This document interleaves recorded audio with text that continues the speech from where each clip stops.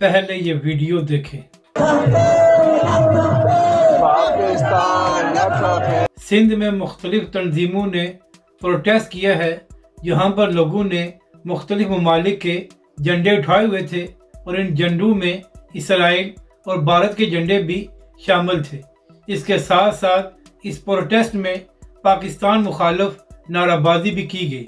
सवाल ये है कि जब 2 महीने पहले तहरीक लब्बैक पाकिस्तान ने कराची में पुरअमन रैली निकाली थी, तो उस वक्त सिंध हुकूमत ने तहरीक लब्बैक के खिलाफ ताकत का इस्तेमाल किया था और वहाँ पर तहरीक लब्बैक पाकिस्तान का एक कारकुन शहीद हो गया था। तो सिंध हुकूमत से पूछना ये है कि आप लोग तहरीक लब्बैक पाकिस्तान की पुरअमन रैली पर तो ताकत का इस्तेमाल कर सकते हैं, तो फिर क्या वजह है कि जहाँ पर लोग पाकिस्तान मुखालिफ नारेबाजी कर रहे थे, उसके साथ साथ उन्होंने भारत और इसराइल के झंडे उठाए हुए थे, तो ना ही उनका रास्ता रोका गया और ना ही उनके खिलाफ ताकत का इस्तेमाल किया गया। यानी कि आप लोग सिर्फ तहरीक लब्बैक के खिलाफ ही ताकत का इस्तेमाल कर सकते हैं, क्योंकि तहरीक लब्बैक के लोग पुरअमन होते हैं और दूसरी जानब जो लोग पाकिस्तान मुखालिफ नारेबाजी करते हैं उनको सिंध हुकूमत मुकम्मल छूट देती है।